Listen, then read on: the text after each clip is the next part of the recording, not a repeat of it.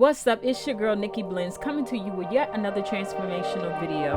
Be sure to subscribe to my YouTube channel as well as follow me on Instagram at Nikki Blends so that we can stay connected. I want to thank each and every one of you for continually supporting me by watching my videos. So without further ado, let's get straight to it.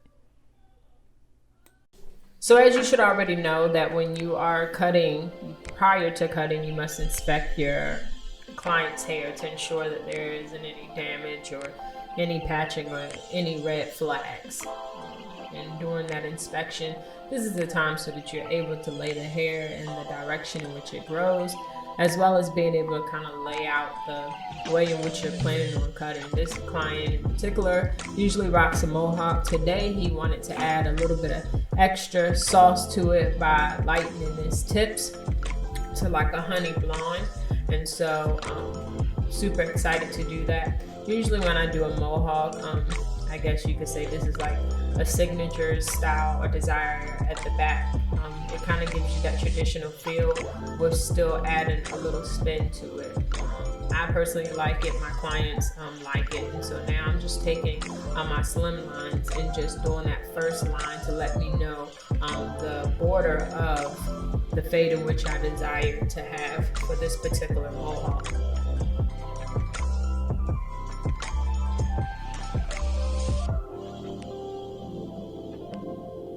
When cutting, be sure to do strokes opposed to dragging. Dragging can lead to possible irritation, and so you want to make sure that when you're cutting your client's hair, you don't have any risk of scarring or irritation of the skin. Remember that they are blades, so every time you go across the skin, that is the blade making contact, and so you want to do it as minimally as possible. So especially around the nape area, because for some people that's a super sensitive area.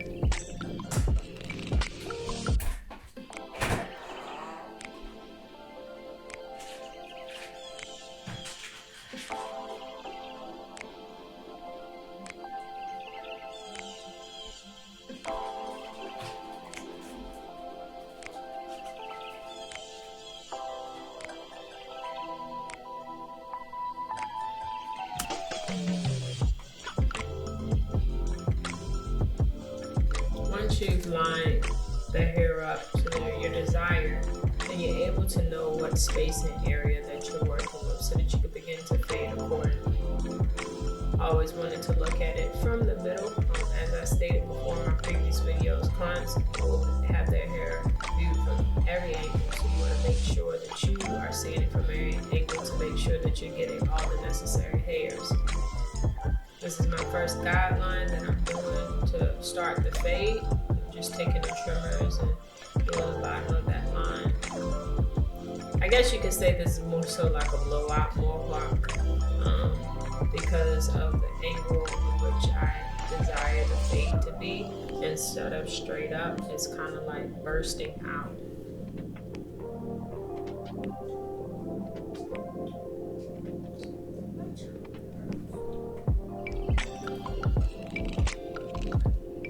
Shout out to all my clients, especially the ones that push me to my limit or beyond with allowing me to just create on their canvas.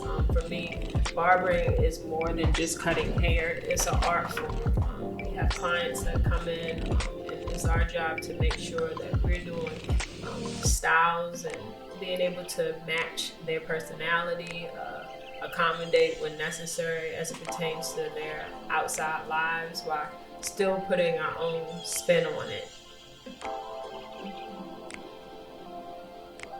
You all know usually when I'm cutting hair, I don't like to do one side. I like to do both sides at the same time. And if you can see now, for all those individuals that require a mask to be worn during the haircut service, to take and make sure that the straps are not getting in the way or popping off continually, you can just go ahead and twist it around the ear, and I found that to be very beneficial.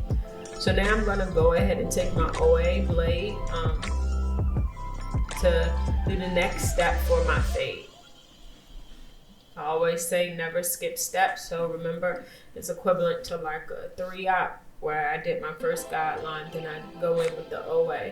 Usually, depending on this type of hair, you're able to just do each step and it blends up perfectly. When you're using the skip method, you're able to see where lines start and stop. And so it's important for you to pay attention to those lines. And when you go up to your next steps, you want to make sure that you're not going too high, where basically the fade runs away from you.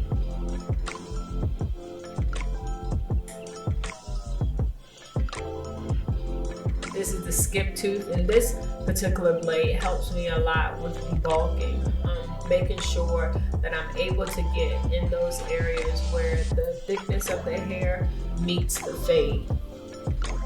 And as you can see, I'm stroking outward opposed to stroking into the thickness of the hair to make sure that it doesn't create a hard line.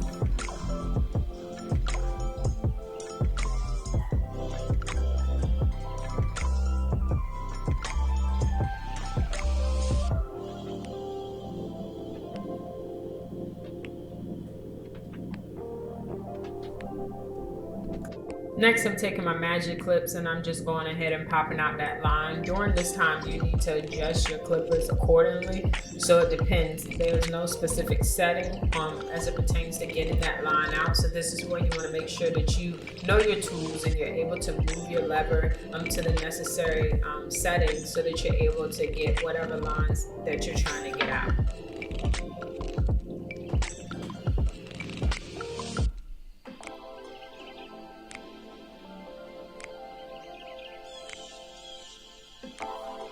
Repeat that same method onto the next side.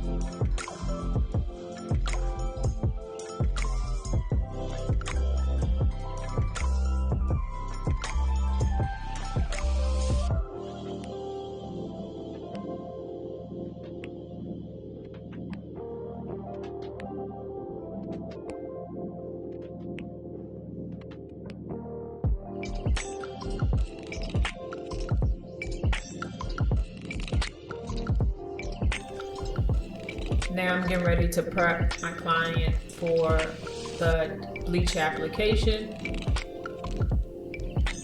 I just applied it to the top layer of the hair, freehanding it, opposed to taking and using, separating the hair. Because like I said, he just wanted to kind of like have highlights, just basic accent to his top layer of his hair. When doing this, I left it on for about 25 to 30 minutes. And I'll just go through the process of combing it through and making sure that it's actually taking to the hair.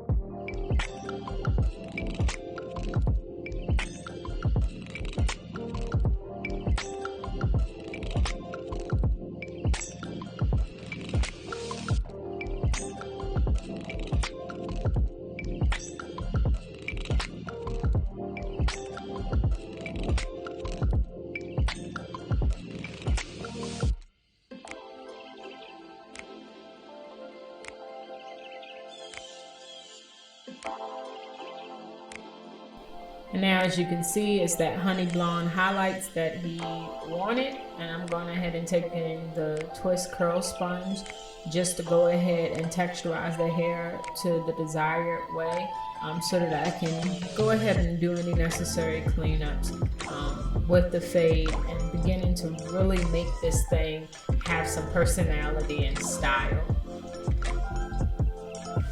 The hair is still damp from being washed.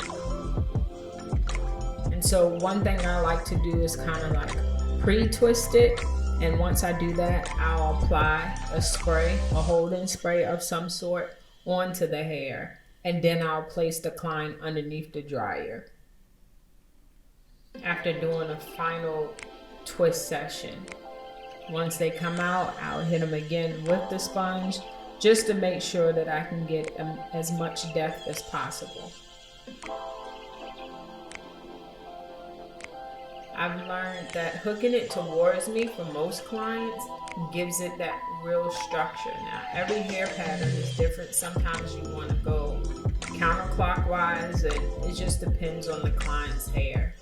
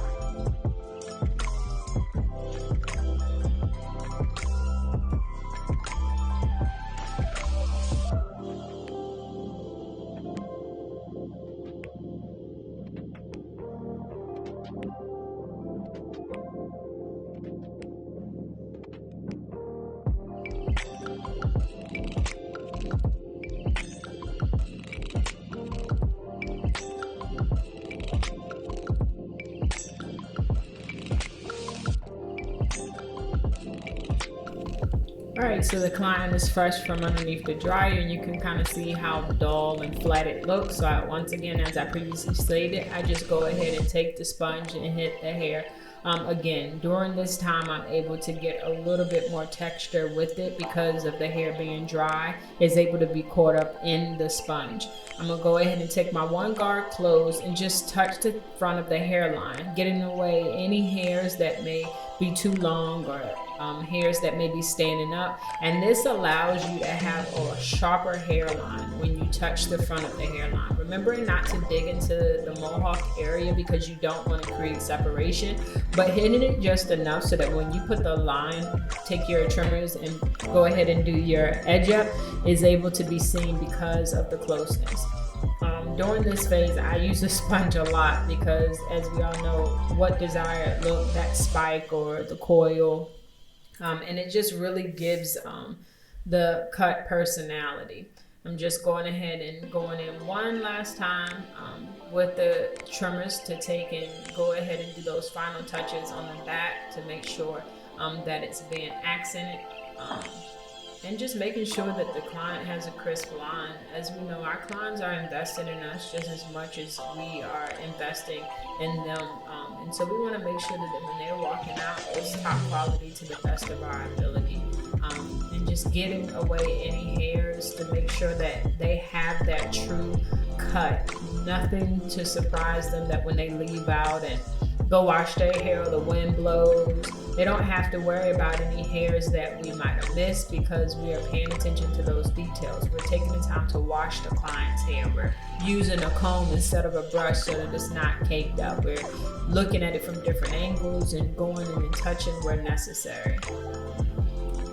Treat people the way that you want to be treated, and clients will appreciate that every time. You know that when we spend money, we want to make sure that we're getting quality. So we need to make sure that we're putting forth that same effort as it pertains to our clients. Combing that hairline down, and I like to start from the middle and work my way out. Usually most clients may have hair that may be longer in the middle at the front, and so you want to make sure that you're not using a weak side or a corner to determine where the hairline should start and where it should end.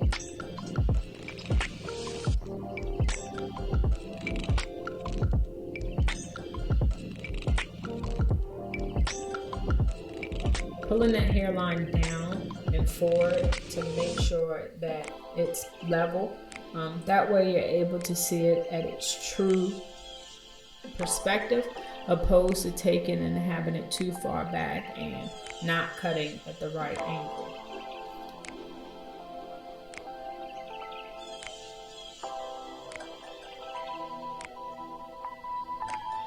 I'm just taking that one closed guard and going in where necessary to get rid of any hairs that you may notice that may be in the way. Doing the final stages of a cut is really like just really detailed work. Making sure that you're getting away any necessary hairs, blending where it may be necessary, and just making sure that the cut is what it is that you desire to achieve.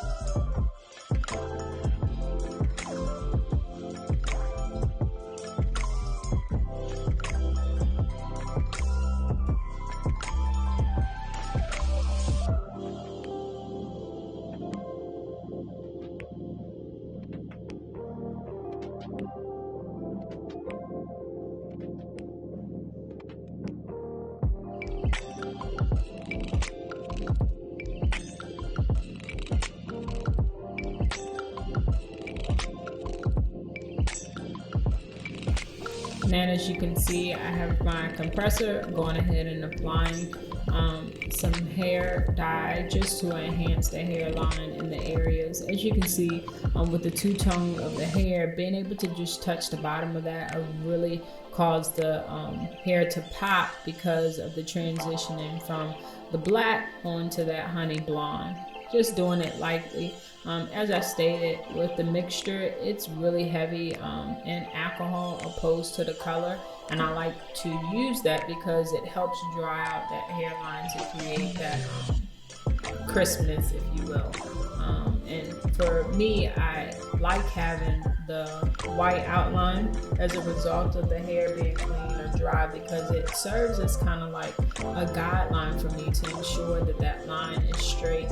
In a lot of cases, you may have a client that hair may be thin in certain areas, or you may have a client that may have hairs that they're trying to restore, or just wanted to make sure that it's sharp. I'll go ahead and take my spray and just apply that to the hair, the front of the line, just to hold in place the color that I just added.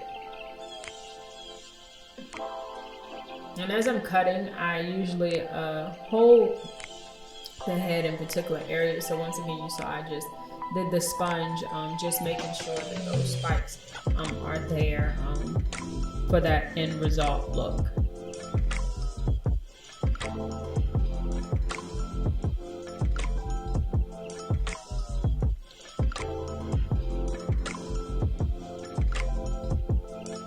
Now I'm just taking my slim lines and just hitting that line again. Whenever using enhancements, once again, it is not to create a line, but it's to enhance the line that is already there.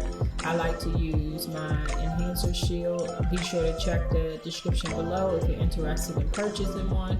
I do personalization, so you can actually have your name or your shop names on your shields for usage. But I like it because it is hard. I also like it because you can see through it, so it's easy for cleaning. But then more importantly, you're able to see any of those hairs that may be light, so that you're staying true to the natural hairline. Now, everyone knows COVID is going on. I'm a big believer of making sure that cleanliness and keeping clients safe. And so I am not doing the goatee or over the lip as it pertains to shaping up when doing beard work, but I am still able to do the side. So it's simple. We want to make sure that our first responsibility is for the safety of the public. And so when doing that, you still can go ahead and shape up your client's beard, but just allow them to keep that area covered, so that you're not putting them at risk or anyone else that may be in the shop at that time. And I appreciate every client that has been understanding and respectful as it pertains to that. And the area that I'm touching is already the area that's exposed, opposed to me taking and going anywhere underneath the mask.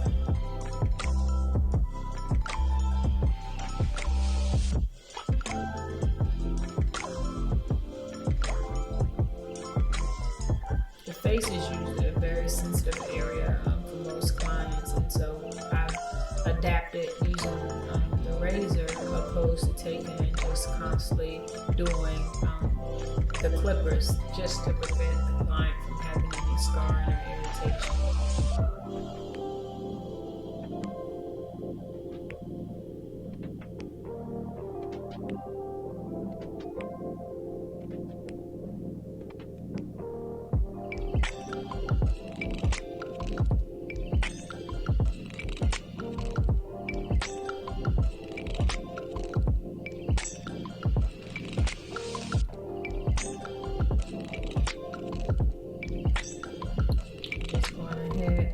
Touching that line. Shout out to Alex _ the barber 0411.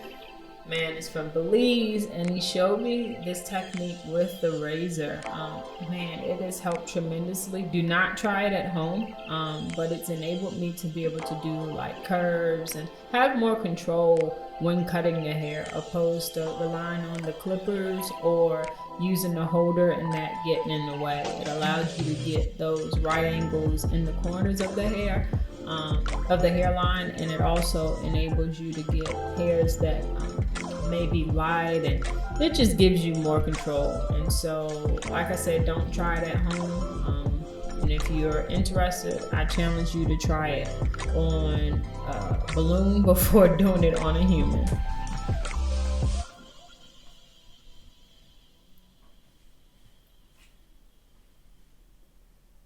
And as you can see, that's pretty much it. This is the blowout mohawk or the burst mohawk, whatever you desire to call it.